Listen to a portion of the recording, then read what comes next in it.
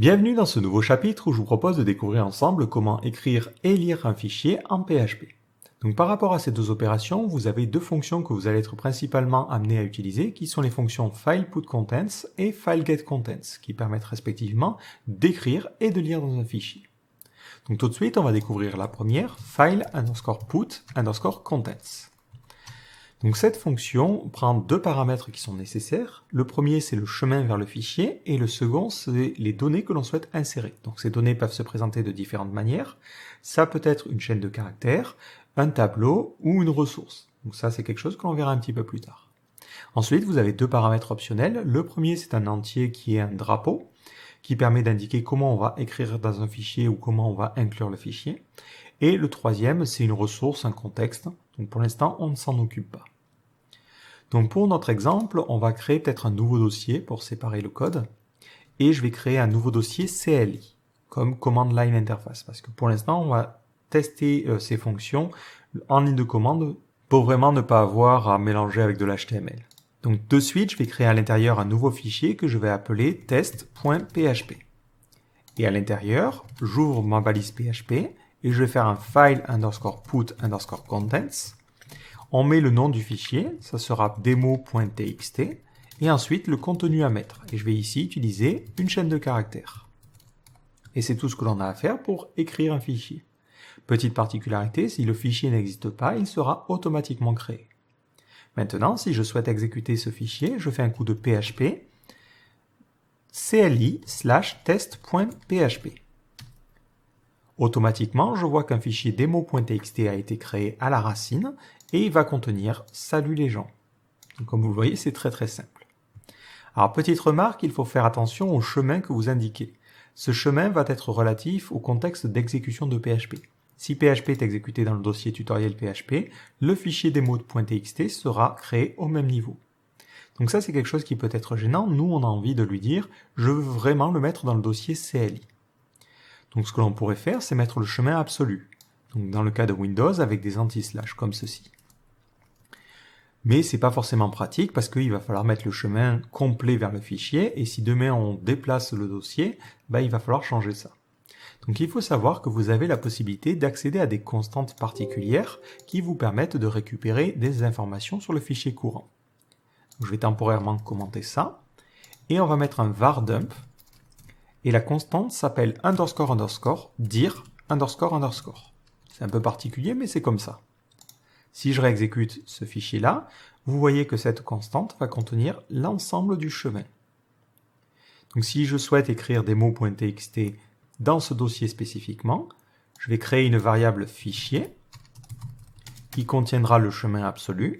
Donc on met d'abord cette constante pour avoir le chemin. Et ensuite, il nous faudra un séparateur, donc ici un anti-slash, et notre démo.txt. Petite mise en garde concernant le anti-slash. Le problème, c'est que ça va marcher sur Windows, mais ça ne marchera pas forcément sur d'autres systèmes d'exploitation. De la même manière, si vous êtes sur Mac ou Linux, vous allez plutôt mettre des slash. Donc pour éviter de devoir changer le code suivant que vous travaillez sur Windows ou Linux, vous avez aussi une autre constante qui s'appelle directory_separator. Cette constante, suivant le système sur lequel vous êtes, va être un slash ou un anti-slash. Donc dès que vous avez besoin de faire ça, je vous conseille d'utiliser directory separator. Donc maintenant on a le chemin absolu du fichier et je peux lui dire de l'écrire. Si je réexécute mon code, il sera bien créé dans le bon dossier, si évidemment je mets le nom de la variable, sinon on ne va pas aller bien loin. Donc je vais encore supprimer ce fichier demo.txt et réexécuter mon code. Et là, je vois bien qu'il est créé dans le bon dossier. De la même manière, à chaque fois que vous écrivez quelque chose, si j'écris simplement « salut », vous le voyez, le fichier est complètement écrasé. Tout ce qui avait été précédemment inséré a été supprimé. Si vous voulez changer ce comportement, il faut regarder le troisième paramètre qui contient le drapeau. Si je descends, vous avez un drapeau qui est sous forme d'une constante qui s'appelle file_append. Si vous mettez ce drapeau-là lors d'un file put_contents, comme vous pouvez le deviner, il va rajouter le contenu à la fin. Par exemple, Marc, comment ça va? Et je vais mettre un petit espace avant. Si j'essaie de réexécuter le code et que je regarde mon demo.txt, il n'a pas écrasé le contenu précédent, mais il l'a plutôt rajouté à la suite. Donc c'est super pratique si vous voulez comme ça incrémenter et ajouter des choses à un fichier. Autre petite remarque, si jamais vous avez envie de réécrire le fichier un petit peu plus en amont, comment vous pouvez obtenir le chemin? On pourrait être tenté de se lancer dans un truc compliqué, de faire un explode et de reconcevoir un petit peu le chemin, mais il faut savoir que vous avez une fonction toute simple qui s'appelle dirName. Cette fonction va vous donner le dossier parent à un chemin particulier. Donc si vous faites un dirName de la constante underscore underscore dir underscore underscore, il vous donnera le chemin parent. Et vous pouvez comme ça remonter de dossier en dossier. Bon, c'est pas super pratique, je vous avouerai, hein, si vous avez besoin de remonter de beaucoup, mieux vaudrait créer une constante qui contiendrait le chemin. Mais voilà, vous pouvez faire ça. Et je vais remonter jusqu'à mon dossier utilisateur. Donc ça veut dire que j'aurai utilisé dirName 4 fois. Alors vous n'êtes pas obligé de suivre. Si vous copiez le code, là je voulais juste vous montrer un petit problème que l'on peut rencontrer. Donc maintenant mon fichier serait écrit dans ce dossier-là. Je vais remplacer ma constante par cette série de dirName. Si maintenant j'essaie de faire un file put contents et je retire le file append, vous allez voir, je vais rencontrer une petite erreur. Il va me dire, je n'arrive pas à écrire dans ce dossier-là. J'ai un problème de permission. Donc il faudra faire attention à ça lorsque vous écrivez un fichier, suivant comment vous lancez PHP. Moi je le lance ici avec mon utilisateur standard. Si vous essayez d'écrire un fichier dans un dossier qui n'est pas accessible en écriture pour l'utilisateur courant, vous allez rencontrer cette erreur-là. Donc il faudra clairement faire attention à comment vous écrivez les fichiers et où vous les écrivez. Si jamais vous avez besoin d'écrire un fichier en PHP, assurez-vous que l'utilisateur qui exécute PHP a bien les permissions sur le dossier.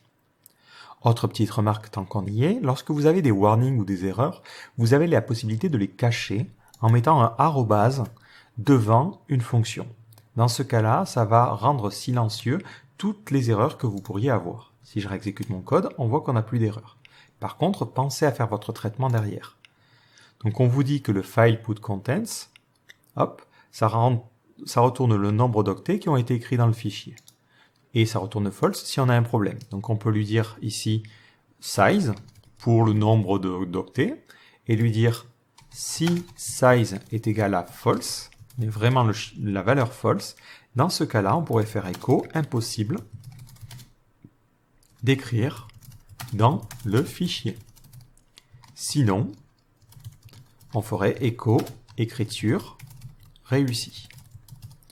Voilà, donc pensez, si jamais vous décidez de rendre une erreur silencieuse, à bien gérer derrière le cas où effectivement on aurait une erreur. Et dans ce cas-là, si je réexécute le code, on me dit bien impossible d'écrire dans le fichier. En revanche, si j'exécute le code avec un dossier sur lequel j'ai les permissions d'écriture, l'écriture fonctionne convenablement. Donc voilà pour la partie écriture. Pour la partie lecture, il y a une autre fonction à utiliser qui est la fonction fileGetContents. Elle est plutôt simple, elle va prendre un fichier et lire l'ensemble de son contenu dans une chaîne de caractères. Et vous avez aussi d'autres paramètres optionnels que vous allez rarement utiliser. Si maintenant je souhaite lire ce fichier, il me suffit de faire un fileGetContents et de lui passer en paramètre le chemin absolu du fichier. Et ensuite, je fais un écho pour afficher le contenu. Si je réexécute le code, ça fonctionne convenablement, ça m'affiche, marque comment ça va. Bon, pas grand chose de plus à dire, au niveau de cette fonction-là, elle est relativement simple. Peut-être un petit détail, vous allez voir sur certains sites ou certains codes, si jamais vous récupérez du code d'autres utilisateurs, des gens écrire des choses comme ça. C'est-à-dire qu'au niveau du file getContents, plutôt que de mettre le chemin vers un fichier, ils mettent une URL. Donc j'ai pris ici une URL arbitraire en HTTP. Si j'exécute ce code, ça fonctionne convenablement, ça me renvoie le contenu de cette URL-là. Par contre, c'est pas quelque chose que je vous conseille de faire. Il faut savoir qu'il y a des méthodes dédiées qui sont plus adaptées et qui vous offriront plus de contrôle, surtout en cas d'erreur au niveau de la récupération d'URL. Donc si vous voyez ça qui est fait à des endroits, ça peut fonctionner, ça va aussi en plus dépendre de votre configuration de PHP, mais je vous conseille de l'éviter au maximum. Utilisez le file getContents seulement pour lire des fichiers qui sont sur votre système. Voilà. Si vous utilisez en plus un protocole, il y aura des librairies et des protocoles dédiés beaucoup plus adaptés. Donc ces deux fonctions, ce sont vraiment les fonctions que vous allez utiliser dans 99% des cas, je dirais. Après, il y a des cas qui sont un petit peu plus complexes et qui vont vous obliger à faire des opérations plus poussées. Alors, je vais vous donner un exemple. Je vais récupérer un CSV. Pour ceux qui n'ont jamais travaillé avec ce format, c'est le diminutif de comma separated value. Donc lorsque vous exportez un document qui est un document Excel par exemple, et que vous avez envie de l'importer ailleurs, vous allez utiliser ce format-là. Il se présente de la manière suivante, vous allez avoir l'ensemble des valeurs séparées par des virgules ou des caractères spéciaux. Donc là on a la première ligne, la seconde, et ainsi de suite, ainsi de suite. Donc là c'est un fichier que j'ai récupéré depuis Internet en tapant gros fichier CSV. Si j'essaie de le lire, donc là on va mettre demo.csv à la place, et ensuite de l'afficher, vous allez voir que je vais rencontrer une petite erreur. Il va me dire « Allowed memory size of un certain chiffre, bytes exhausted ». Donc lorsque vous exécutez PHP, vous avez dans la configuration une quantité de mémoire que vous allez pouvoir utiliser. Si vous dépassez cette quantité de mémoire, vous allez rencontrer l'erreur suivante. Le problème que l'on rencontre ici, c'est que le fichier il pèse 180 mégas. Donc lorsque vous faites un file get contents, il va essayer de sauvegarder 180 mégas en chaîne de caractères. Donc il va au moins occuper 180 mégas de mémoire. Et du coup, dans notre situation ici, on sature. En plus, moi j'ai envie seulement de récupérer une ligne particulière. Par exemple, la première ligne. Donc ce que l'on pourrait être tenté de faire, c'est de chercher d'autres fonctions. Par exemple, on a la fonction file qui permet de lire un fichier, mais plutôt que de renvoyer directement sous forme de chaîne de caractères, ça vous donne un tableau avec chaque ligne. Donc on pourrait dire, je fais faire un file, je vais sauvegarder ça dans une variable ligne, et ensuite je ne m'embête pas, je fais un echo ligne, et j'affiche la ligne 0, vu que le tableau commence à 0. Si je fais ça, boum, encore la même erreur, parce que la fonction file va lire l'ensemble du fichier. Donc il va essayer de lire encore une fois ces 180 mégas. Donc si vous avez besoin d'une lecture un petit peu plus fine, vous avez d'autres fonctions. Ce sont des fonctions qui commencent par F en général. Et la première à utiliser, c'est fopen.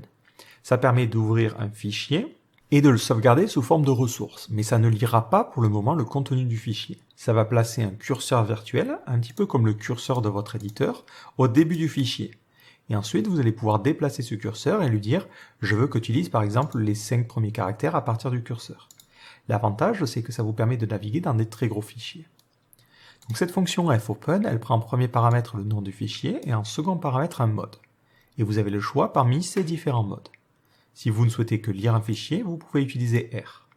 Donc tout de suite, je vais supprimer ce que j'ai écrit et je vais faire un $ressource égale fopen, le chemin du fichier, donc de notre gros CSV, et en second paramètre, je vais mettre R.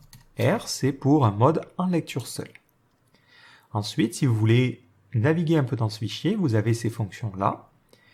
Donc fread vous permet de lire un certain nombre de caractères. Donc par exemple, je vais lui dire ici, echo fread.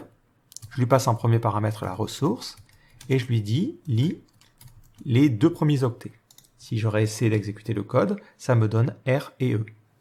Par contre, attention, si jamais vous avez des caractères un peu particuliers, comme celui-ci, lorsque vous allez essayer de le lire, vous allez rencontrer une erreur. Parce qu'on l'avait vu dans le chapitre concernant l'UTF-8, pour stocker ce genre de caractères, il va avoir besoin de plusieurs octets. Donc lorsque vous lisez seulement 2 octets et qu'il vous l'affiche sous forme de chaîne de caractères, il se retrouve au milieu d'un caractère. Donc ça, cette fonction-là, elle est bien si vous lisez de manière octet par octet, mais elle ne correspondra pas pour notre situation. Ensuite, on a fseek qui vous permet de naviguer et de faire avancer le curseur. Donc pareil, ça fonctionne en octet. Fstat vous permet de lire des informations. Donc là pareil, hop, on va pas s'embêter, on va l'utiliser pour la découvrir. Donc on fait fstat, on lui passe en premier paramètre la ressource et on fait un vardump. Ça va nous renvoyer un tableau contenant des informations sur le fichier. Donc vous avez par exemple la date de création, la taille du fichier et d'autres informations. Bon, c'est pas super intéressant. Nous, ce que l'on voudrait vraiment faire, c'est lire une ligne. Donc dans ce cas-là, vous avez la fonction fgets. Fgets, ça récupère la ligne courante sur laquelle se trouve le pointeur du fichier. Si je fais un fgets et que je réexécute mon code, je me retrouve bien avec une chaîne de caractères qui contient la première ligne. Si je refais un fgets, vous allez voir quelque chose d'un petit peu particulier. Le résultat ne va pas être le même. J'ai bien région, country, donc les différents titres des colonnes, mais ensuite on voit que la seconde chaîne est différente. Donc lorsque vous faites un fget, il lit le contenu de la première ligne, mais il fait aussi avancer le curseur à la ligne suivante. Ce qui fait que lorsque vous refaites un fget, il lira la seconde ligne, et vous avancez comme ça de ligne en ligne. Si maintenant je veux lire par exemple la 1230e ligne, je suis obligé de faire une boucle, de lui dire while $line égale fgets de ressources. Dans ce cas-là, je crée une variable k qui est égale à 0 et je l'incrémente au fur et à mesure.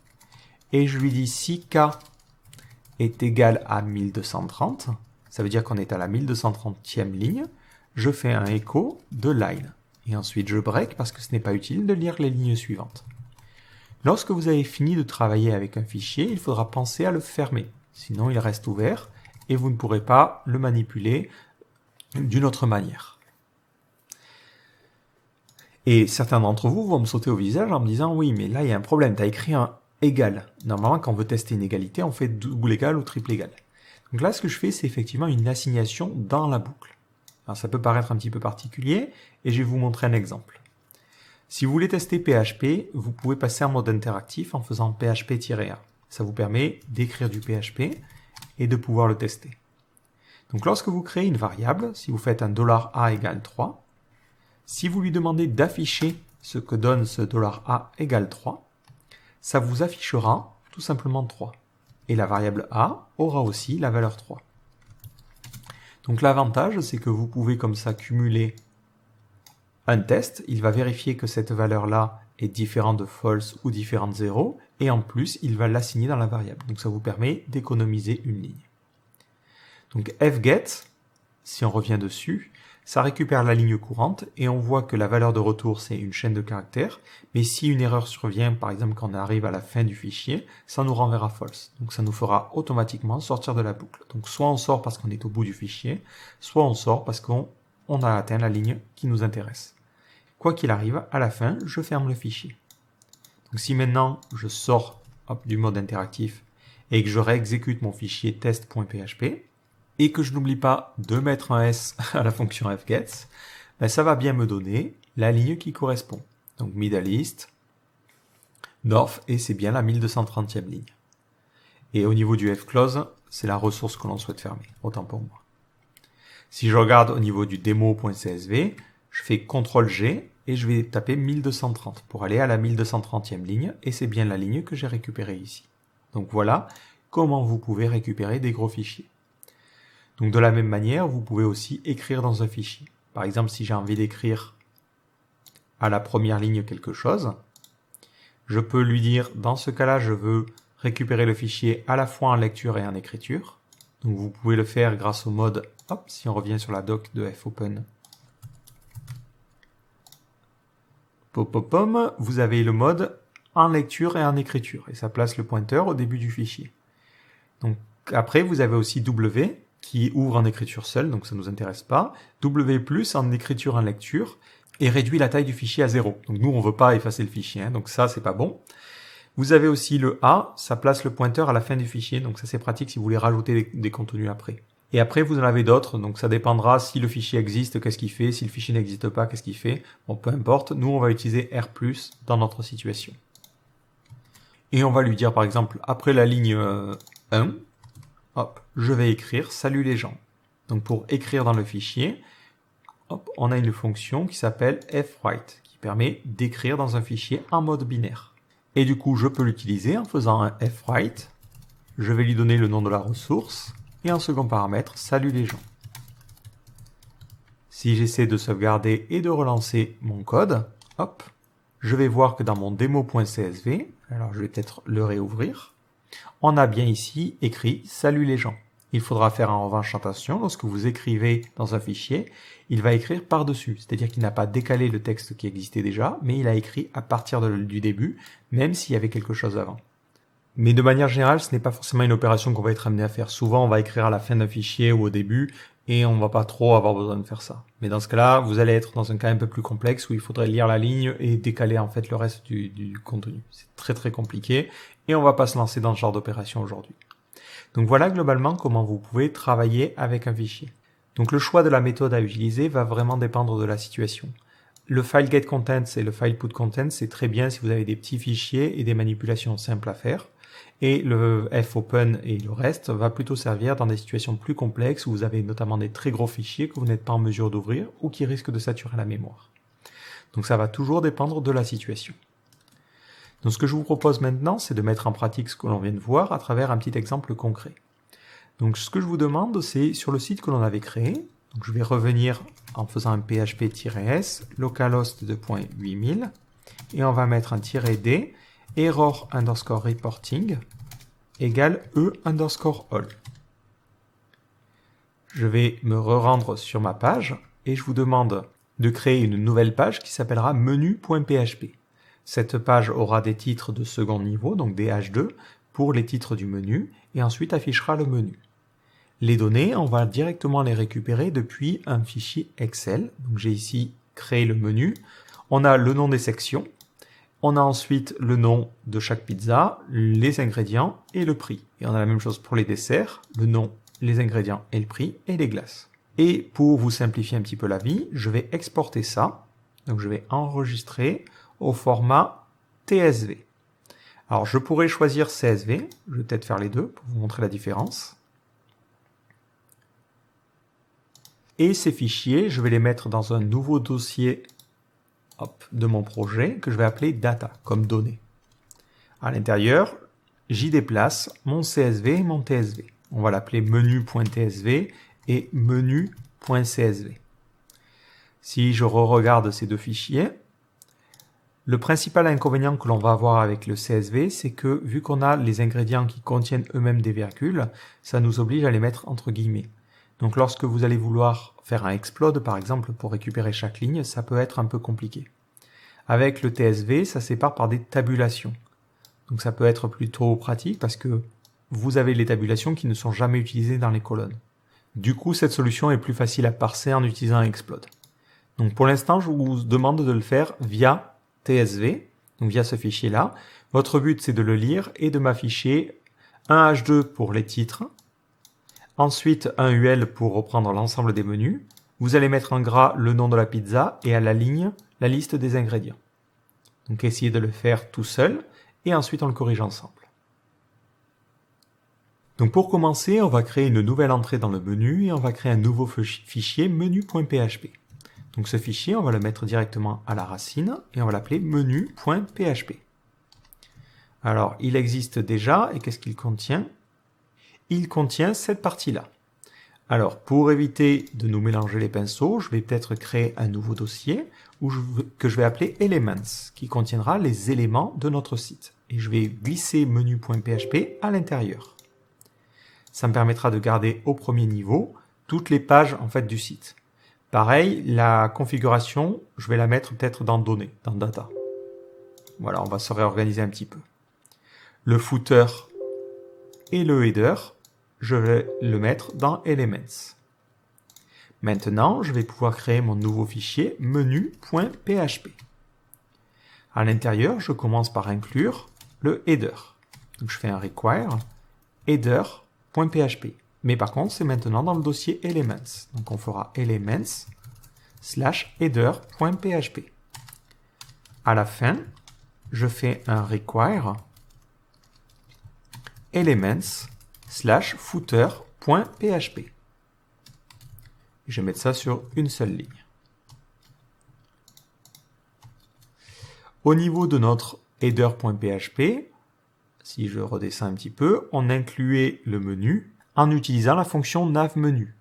Fonction qui était disponible parce qu'on faisait un require once ici.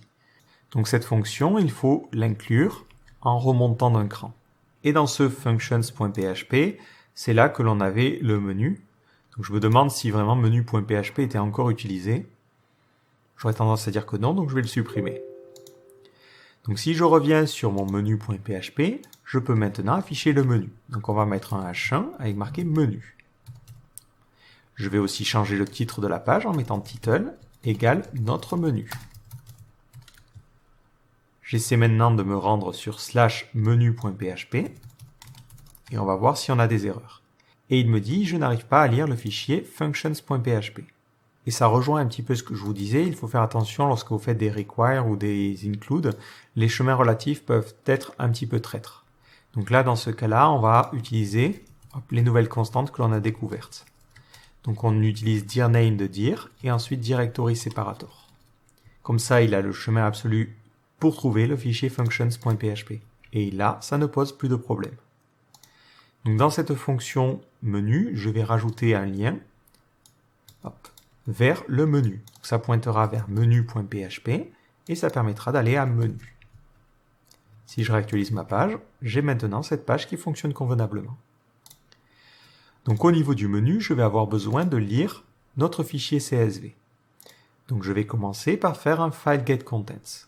Donc on va l'appeler menu égale file underscore get underscore contents. On va prendre le dossier actuel, donc c'est underscore dir. On fera un directory separator et on ira dans le dossier data. Et ensuite on refait un directory separator et on ira chercher le fichier menu.tsv. Maintenant, on a besoin de récupérer un tableau contenant chaque ligne. Donc on pourrait créer une variable ligne et faire un explode. On lui passe en premier paramètre le délimiter. Donc nous, le délimiter, c'est la fin d'une ligne, end of line. Et en second paramètre, on lui passe la chaîne de caractères. Maintenant, pour tester les choses, je vais mettre un coup de dump et afficher l'ensemble de mes lignes. Si j'essaie de réactualiser la page, je vois bien que j'obtiens cette première ligne, puis la suivante, et ainsi de suite, ainsi de suite. D'ailleurs, je vais mettre les deux fenêtres l'une à côté de l'autre. Les plus malins d'entre vous me diront, oui, mais là tu fais un peu quelque chose d'inutile, est-ce que tu ne pourrais pas utiliser la fonction file que l'on a vue précédemment? Elle permet de récupérer chacune des lignes. Est-ce que ça ne serait pas un petit peu plus rapide? Donc c'est effectivement la même chose, sauf que la fonction ligne va récupérer les lignes avec en plus le saut de ligne à la fin. Donc pensez à cette petite différence. Donc maintenant que j'ai ces lignes, je vais les parcourir les unes après les autres, et à chaque fois séparées par des tabulations. Donc je vais faire un petit for each, ligne as ligne, et je vais récupérer aussi l'index, $k.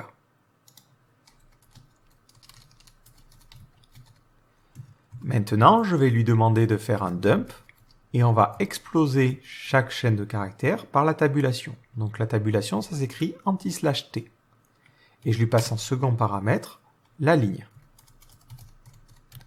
Je réactualise ma page, et il me sort une petite erreur, parce que dump n'existe pas à cet endroit-là, vu que le fichier functions n'a pas été inclus. Donc je fais un require underscore once, et il est au même niveau.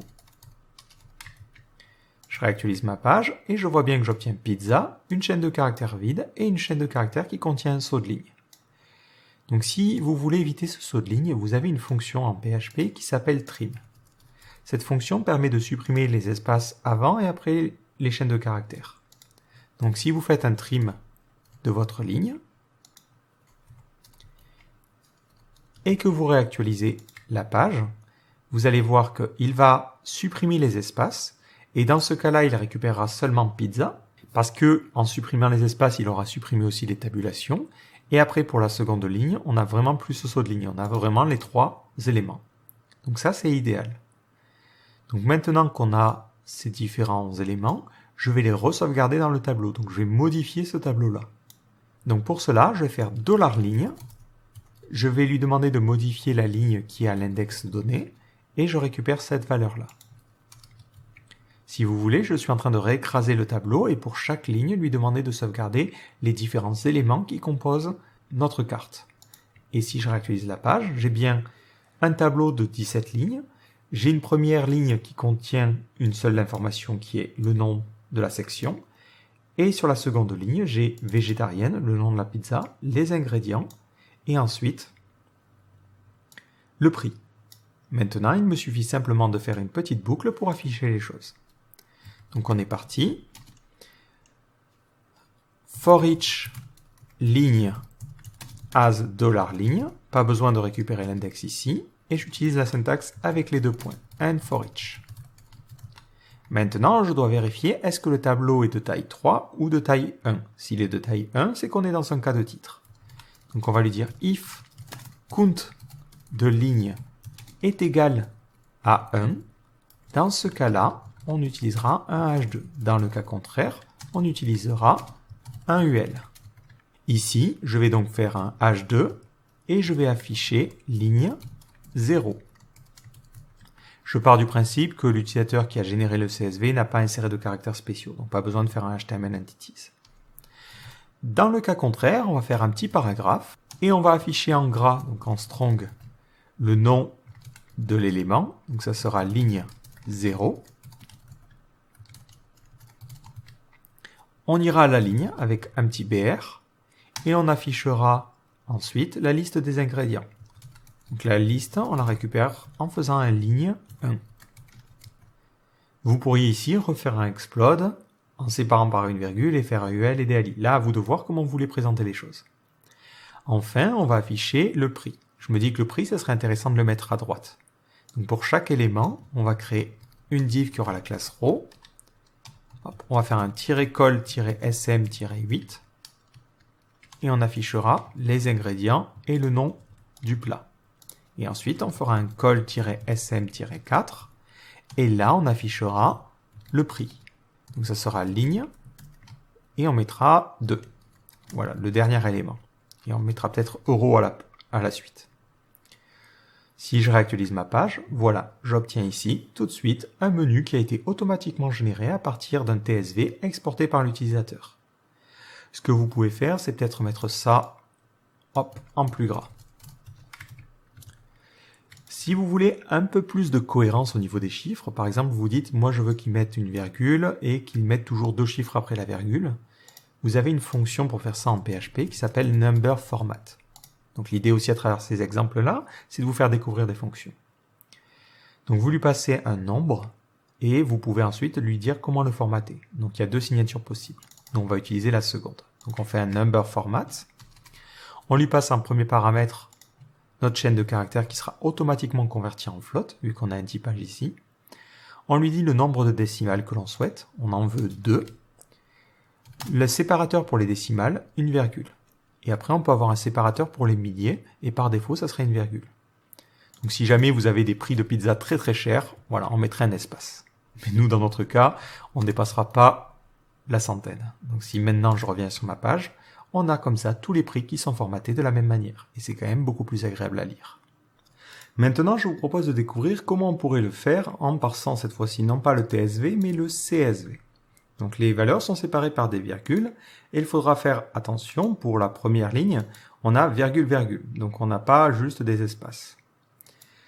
Donc globalement, on commence toujours par faire un file pour récupérer ligne par ligne. Et ensuite, on pourrait se dire, bon ben je vais exploser par une virgule.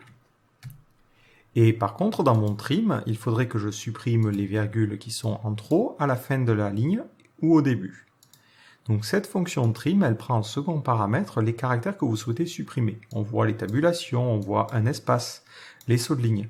Mais ce que l'on va faire, c'est qu'on va récupérer ces valeurs-là, on va les passer en second paramètre, et on va lui rajouter en plus une virgule. Donc on veut aussi que tu supprimes les virgules.